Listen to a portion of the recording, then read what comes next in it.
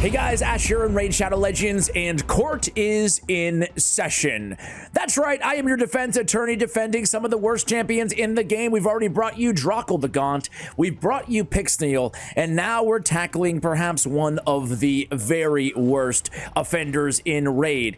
Is he that bad? I'm here to tell you, no, he is not. Which means a profit so far this year of 1,800 billion.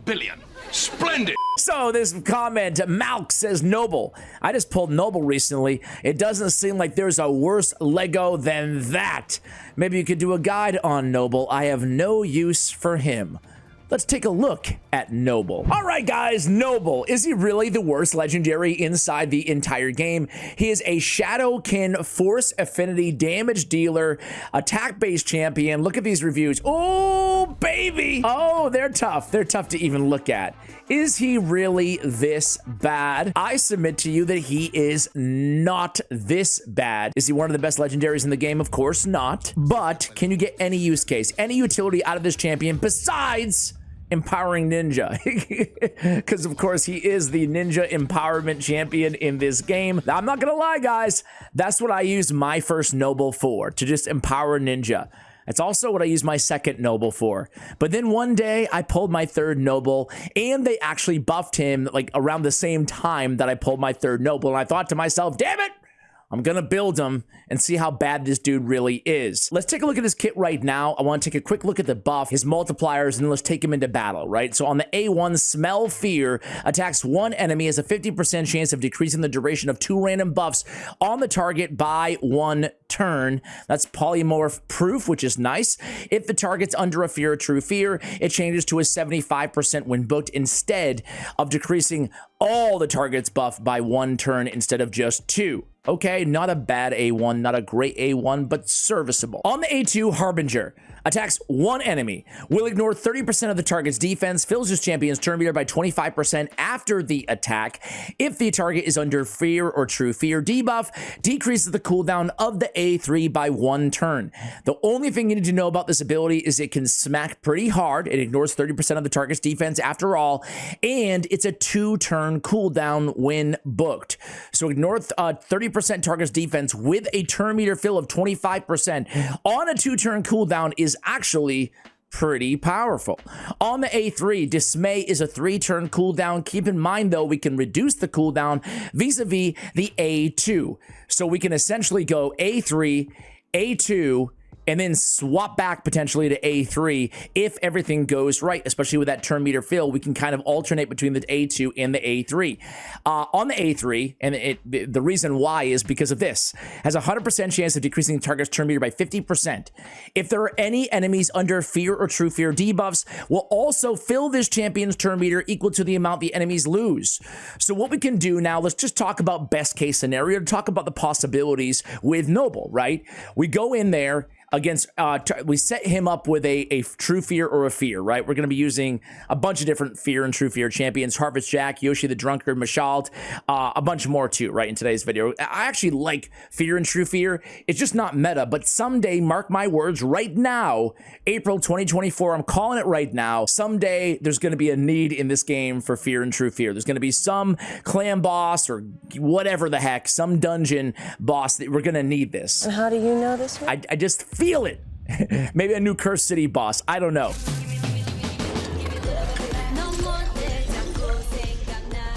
When that day comes, there'll be a whole new crop of currently just mad champions that could actually be good. I'm talking Fortis. I can go on and on. Again, we'll talk about a lot of them in today's video. Anyway, everything goes well. We go in here. We steal 100% turn meter, basically. Easy enough. We only need 2 targets to be under fear or true fear. So we basically get close to an extra turn. We come in with the A2. We get another 25% turn meter fill. We decrease the dismay again. So we're already back to another turn here. You can see how this dude can just basically start smacking back and forth. And some instances, if everything goes right, we don't even need to cycle between the A1, in between the A2 and the A3. Desolation is passed. massive. Whenever an enemy's turn meter is fully depleted by any champion, has a 100% chance of placing a true fear debuff on that enemy for 1 turn. That goes into his A3. We are depleting the turn meter by 50%, so if anybody's fully depleted, we can place that true fear on them, 100% chance. What was his buff, guys? Well, he used to, first off, multipliers really quickly. A 3.9 on the A1, pretty dang good. A 3.4 on the A2, all right, but considering the ignored defense, a 2-turn cooldown, not too bad. And on the AoE on the A3, it's a 4 multiplier. Keep in mind his base attack is 1553, which is pretty significant. That base attack at 1553 was a bit better than I had remembered it, right? Shout out to hellhades.com, by the way, for the patch notes and the stats here. This is going back about a year ago, a little over a year ago, actually, when Nobel got his big buff, right? This is the same update that Scartorsis, Cleoterix, Margem Cursed, and oh my god, this is a long one. Yakarl the Scourge got buffed, so that feels like a long time ago. Anyway, his base speed was changed from 92 all the way to 98. I love when they do that. What about Martyr? What about Rosin Scarhide? Come on, Raid, keep doing it, Plarium. Dismay. It was now decreased target's turn meter by 50%. It used to be 20% turn meter on an AoE. So if everything goes right, we can get 100% turn meter fill, provided that we steal the turn meter of 5 targets, right, under Fear of True Fear. Now that barrier is so much lower, more than double at 50%, right? Desolation, it used to be a 50% chance, booked up to 75 for a True Fear every time the turn meter is fully depleted. Now it's 100% or 75 without the books. Okay, so we got a buff, a pretty significant buff. How is this dude? Let me show you how I have him built really quickly, and then we're going to show him in a few different areas of the game. Actually, honestly, again, I hope no one takes away that Ash is saying that Nobel's the best champion. I actually find these videos, these defense videos, just really fun to do because we're exploring the best case scenario on a champion that has like the worst reputation in the game, and to me that's always fun. Going on the defense, playing a little bit of devil's advocate, glass half full, silver lining, whatever you want to call it, if you're unlucky enough to pull a Nobel, or lucky enough, who knows what the future will hold. We have him in lethal and perception. We do need accuracy to steal all those turn meters or deplete those turn meters. We don't have a ton of it, only 308 right now. We have 99, 288, shame, the 1% shame. Honestly, when we have a single target, ignore 30% defense, we really don't even want a 1% chance at that not landing a critical hit, but we'll be okay for the sake of today's video. 5749 on the total attack on the build that we have today.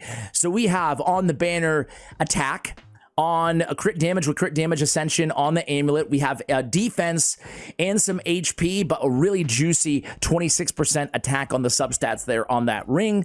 We do have lethal, as I mentioned. We have speed on the boots. We have attack percentage on the chest on perception. Hey, let's get another attack percentage. Come on. Okay, flat stat. We'll take it, I guess.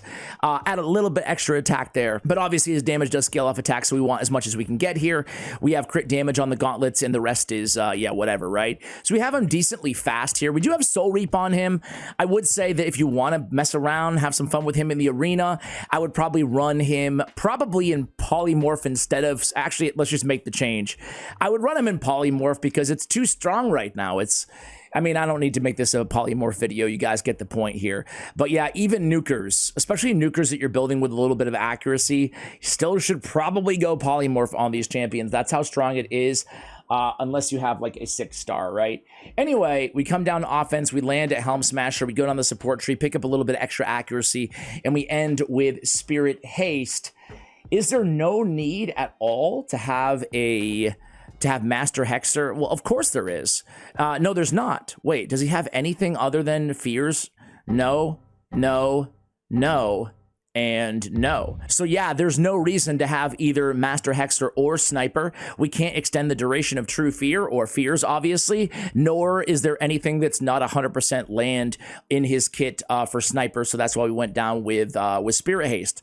All right, guys, that's the build. That's the Masteries. Again, we switched to Polymorph. All is right in the world. Let's start out in the arena. and just take a quick look. All right, guys, starting in the arena, we were in plat, but we fell just out. So let's get back up there. What do you say? We have a control team here. We have Yoshi the Drunkard because I need an increased attack champion to set him up for some damage. And based on what you guys just saw, you know that I could really use an increase. What is this team?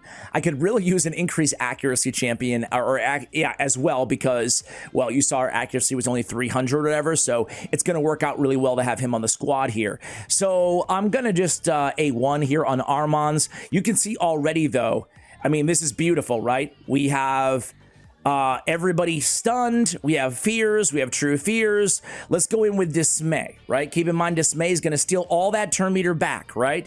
You can go right back in. We can use the A2. It's not going to really matter. That was not indicative of how much damage it usually does there, but it was quick. It was painless or painful for the enemy team, depending on how you want to look at that. We're going against a team with Leo.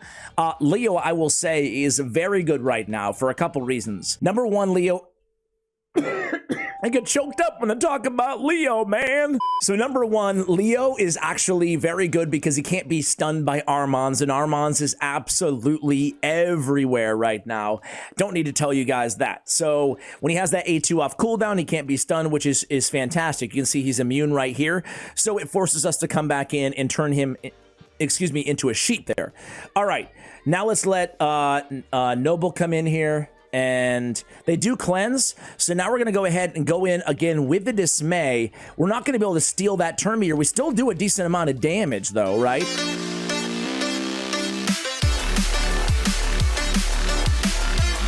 Let's just come in here and stun them. But again, you got to be careful of that. Obviously, you know, Mithrala or whomever can always come in there and steal. Or excuse me, cleanse, cleanse our fears. All right, so here we go. Gonna come in here, remove some buffs.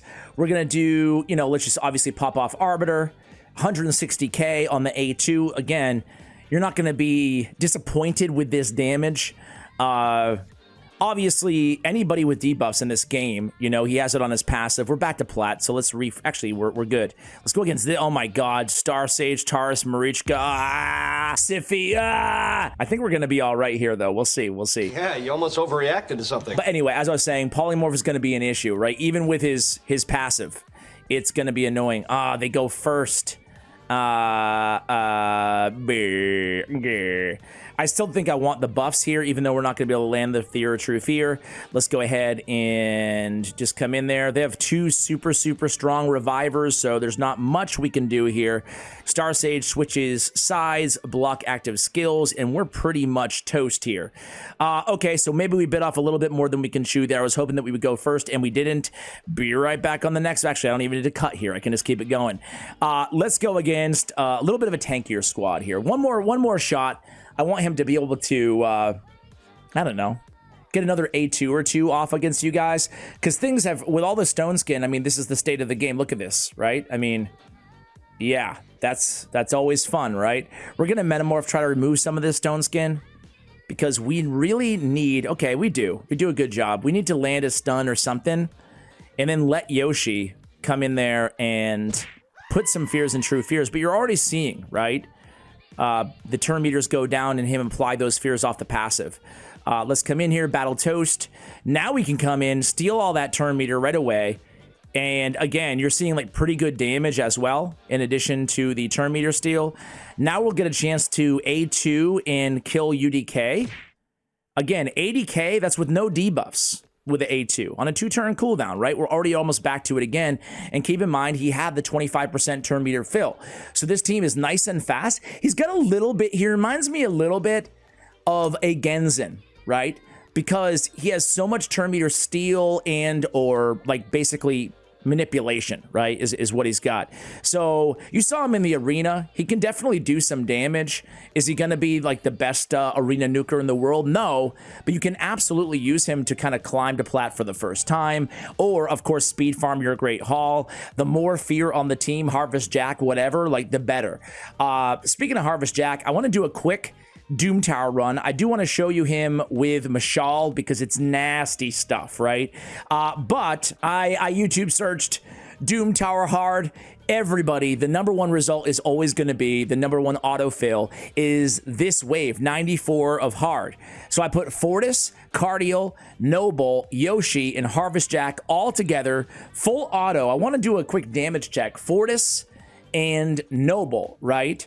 Cardial also has a Fear or True Fear, I forgot which one, on every Knight Revenant and a couple other factions on his A1 abilities. So Cardial is actually a really interesting use case in addition to, everybody else obviously has some version of Fear or True Fear or synergy between the two on the team as well. And you can see that Fortis, as well as Alaz the Sunbearer, I have him too, but I didn't want to go too crazy on the mythicals in this video as well. We already have enough legendaries as is. What was I saying? Oh, yes. Alaz and Fortis both have a passive that increases the chances of Fears and True Fears proccing, right? I think it's by 15 and 20% respectively. So that's really going to benefit a champion like Noble, whose entire kit revolves around being, set up by Fears and True Fears. So you can see so far, Fortis doing a pretty decent amount of damage with his secret skills. But for the most part, we're able to keep everybody locked down with True Fear basically all the time. And that's helping us control those Valkyries from getting off those annoying counterattacks, Martyrs on this squad too, from getting the provokes and counterattacks and the whole shebang. So I'm going to come back to you guys. I think you kind of get the point here, right? I'm going to come back to you at the end of this floor 94. Hopefully this team does pretty well. The second wave is the toughest. So maybe I'll keep you just for a moment at the beginning of the second wave. And then I want to jump into Ice Golem Hard 10 with my True Fear team there as well. It's pretty crazy what he can do, as I mentioned and kind of teased a few times on the same team as a Mashalt. So here he goes with a Harbinger, not doing a lot of damage in PvE content. As the same as we saw in the arena, certainly. That was a big, nice nuke, though, that came down from Fortis, if you saw.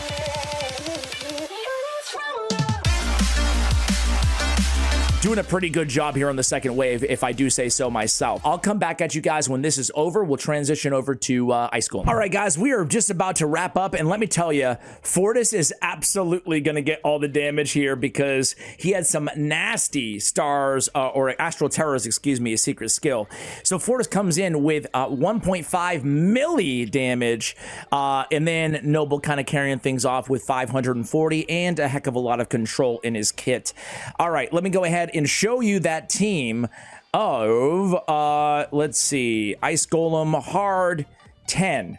So this is the squad. Again, Noble, Mashald, and then we just have any burner. We'll use Walking Tomb Drang, any Reviver, and I love Lydia, obviously, in Ice Golem, any stage, really, because she can deny the revival of those guards, right? So we come in there. Everybody's under Fear, True Fear. Has he gone yet? There we go. Dismay. We get back-to-back turns. We come in there with Harbinger. Again, Harbinger, it's a little bit more damage. Again, PvE, it doesn't feel like it's doing enough damage, right? But he's back to Dismay already. He's back to Harbinger again. He's ready to go back in there again with Dismay. Hopefully he doesn't use it right now against this one mob. Don't do it. Don't do it. He uses Dismay against one mob with no health. Come on, a little bit smarter on the AI, please. We're trying to make this dude look good here, Plarium, please. I want my $2! But you guys see already, I mean, how fast he can get going, provided those Fears or True Fears are out there. So he's already, I think, okay. I was hoping he would be back to Dismay right now. It'd be perfect timing. But I mean, look at, they all have True Fear. 2 turns, True Fear on everybody right now. We're great. And this is the magic of Mashald in him. He comes in Harbinger. He just decreased the duration of Dismay again because he killed somebody. Now you're starting to see him really start to snowball, really start to roll, right? So what do you guys think so far? We're nearing the end of the video. He's already back to Dismay. Again, stealing that turn meter. Gets another turn right away. What do you guys think? Is he the worst champion in or the worst legendary in the game? Is he a 2 out of 5? What do you guys think? I think that, again, I'm the attorney here. I'm the defense attorney. So I cannot, anyway, what's the word I'm looking for here? I can't make my client look bad. That being said, there we go. Pop somebody off 182,000 damage. That's a little bit more like it, right? Incriminate, my bad. I cannot incriminate my client here and say that he's not good or not worth it or whatever. That being said, just like I said at the top of the video, just like I said in Pixel video, just like I said in Draco the Gaunt video, is he the best legendary? Absolutely not. Is he a legendary who has no use case in the game, an uninteresting, pathetic, crappy legendary who you can't use anywhere? No. Is he ever going to be meta? Who knows? Maybe someday. But yeah, you guys can let me know how you feel on him. I think that he's a cool little champion. Certainly, that being said, I'm not going to be super pumped if he comes out of my Sacred Shard. That's for damn sure. But you can have some fun with this dude, right? And that's what this game is about at the end of the day, right? It's about having fun. And Nobel can be fun with the right combos. And there's a lot of pretty unappealing fear or true fear champions out there in the game. And he has synergy with all of them, right? So the bad news is fear, true fear, not that good. The good news is if it ever does become good, hey, maybe Nobel will have his time in the sun. So let's see what his damage is. So far, this run feels like it's been 20 minutes because I haven't cut at all. But overall, I'd say not too shabby, right? Not too shabby. Obviously, you can get a lot more damage off of him as well against bosses should you choose War Master instead of Helm Smasher, or should you go ahead and put Smite on him as well instead of Polymorph. Obviously, that's not going to help us out here in PvE content. As a matter of fact, him with Soul Reap would have probably already killed this Ice Golem, right? So Mashal comes in with a nice strong hit. Mashal, you can even shut off his A3 if you wanted to. Damage-wise, Mashal with 4.6 million, Drang with 4.4, Noble with 3.5. Guys, there it is. Is Noble the worst legendary of the game? Go ahead and let me know. Did I change your mind? Let me know that as well. Wait a second here. Cursed accuracy speed is pretty crappy, but I love my curse gear, but that's a little bit too crappy. Anyway, guys, much love. Thanks for watching, and as always, take care, guys.